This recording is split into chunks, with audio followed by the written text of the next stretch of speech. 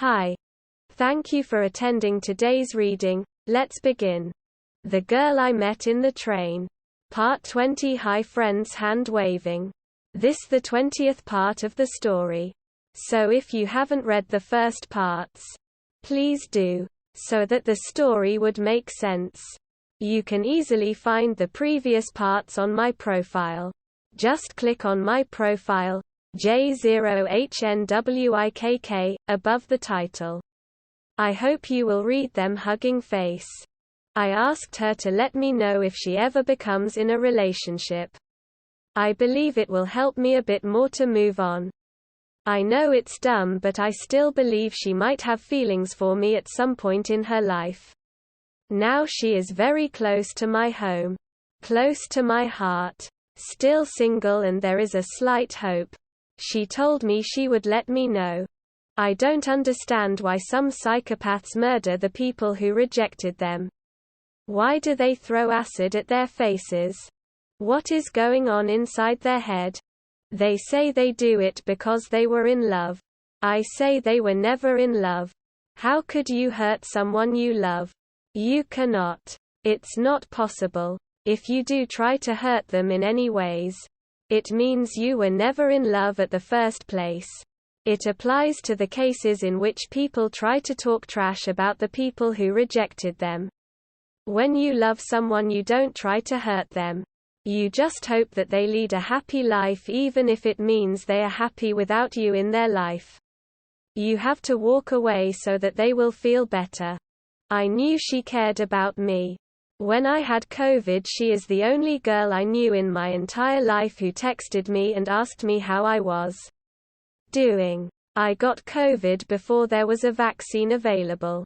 Thankfully, my family wasn't infected through me. She cared about me. That made me feel better.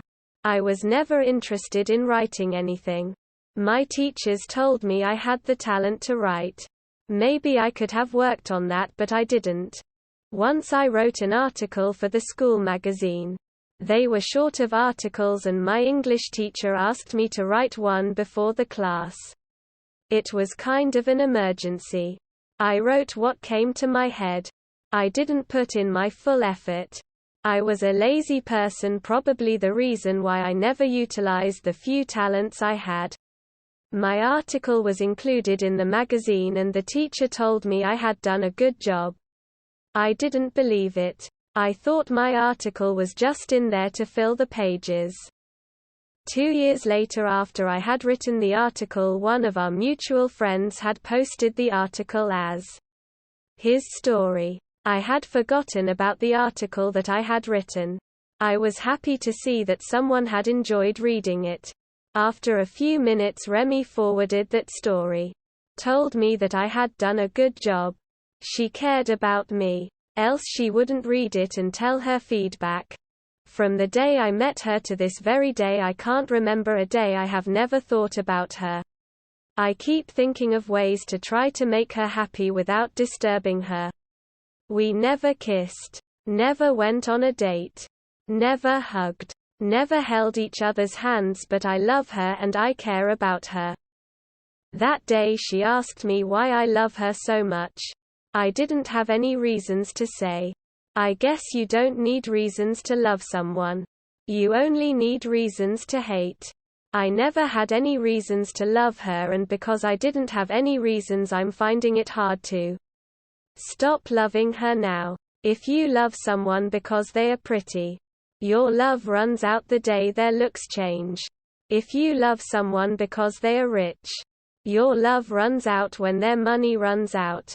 If you love someone because they are funny, your love runs out when they stop making you laugh.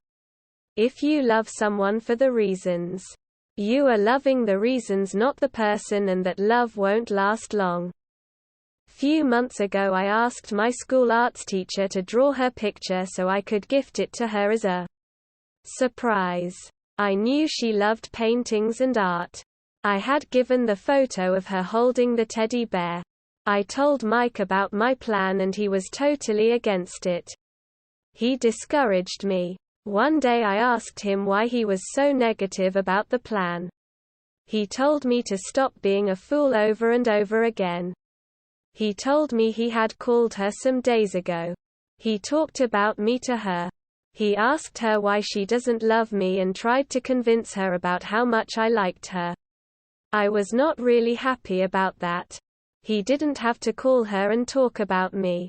Anyways, he told me that she was never interested in me, and from the conversation he had with her he came to the realization that I was more like a disturbance to her, and she asked him to advise me and make me stop loving her. I knew she didn't love me, but still that hurt me. I cancelled the painting. I didn't want to annoy her, and as I had said before, the last thing I wanted to be was a complete nuisance to her. She cared about me. Nothing more. Love is not a magical word. If it was, love was all that was needed for two people to be together. Love is never enough. If it was all that was required, we would have been together today. The only reason why she never loved me is because I was not good enough for her. If she realized I was good enough for her, she wouldn't have let me go. If anyone rejects someone, it's simply because they feel they can do better. I believe she is enough for me, and for that reason I tried everything I could. A person wouldn't let go of the person of their dreams. Unfortunately for me, I am not good enough for her. It's still a mystery for me how two people fall in love with each other. I hope they realize how lucky they are. It's surreal for me. I started writing this because she told me she liked the article one wrote. She told me a year ago. I never did anything in my life to make her fall in love with me. The Carol. Even this, I wrote it just to make her happy. I knew I couldn't force anyone to like me. How one person acts and how one person feels is not in your hands. I hope she was happy. When I posted the part 10 of this series, one thought I let her know I was planning on writing a book. So I texted her the night I posted the 10th part. The series will come to an end in the next part. I could extend it a bit more, but I will be really busy for a month. So I believe this is the best option. This is a true story, so please don't expect something filmy. Cold sweat smile. Thank you for reading. Your feedbacks are valuable. DM or comment. It doesn't matter. Give an upvote if you liked it. I will see you friends soon. Black Heart. End of story. Next story. The Girl I Met in the Train. Part 5. Hi friends, hand waving. This the 5th part of the story. So if you haven't read the first parts, please do, so that the story would make sense. You can easily find the previous parts on my profile. Just click on my profile, J0HNWIKK, above the title. I hope you will read them. Hugging Face. It was like I was on some drug. I was in a state of euphoria. She looked even more beautiful and magical. I couldn't stop looking at her. I couldn't take my eyes off her, and I wished I could just look at her till the end of time.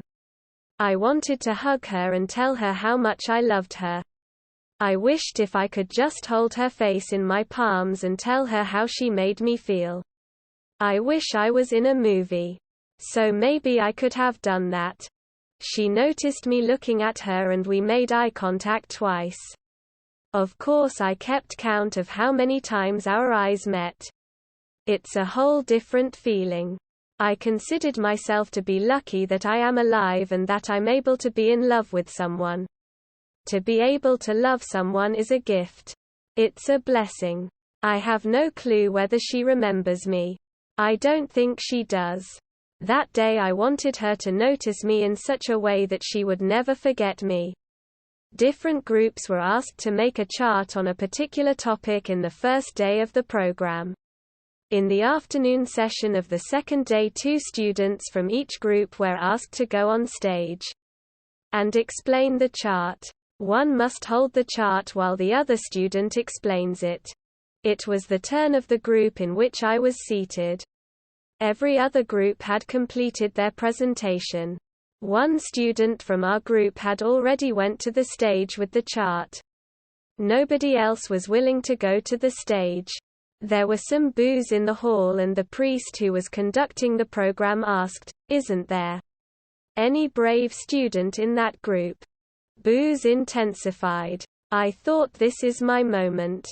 If I get upon stage and hold the chart, she would definitely notice me more and maybe even remember me.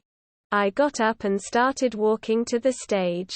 My best buddy who was sitting with me was like, "Bro, toilet is the other way." No one expected me, of all people, to get up and walk to the stage. Everyone was acting like they witnessed a miracle. Every single student in the hall cheered for me and I was like, are they high or something? I had a lot of friends. I had mentioned before, everyone in my town are humble and become friends quite easily. I was friends with almost all the boys. So all those boys who knew me were scattered in every group started cheering for me, and when majority of the people start cheering for someone, the rest of the people join in too.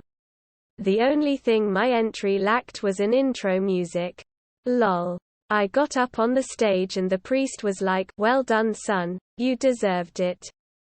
I don't know, with all the cheers maybe he thought I was going to set this place on fire with my presentation. Maybe he didn't know I was there just to hold the chart.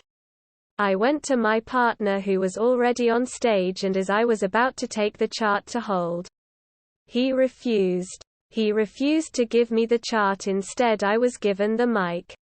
The crowd bursted into laughter. Will be continued. Thank you for reading.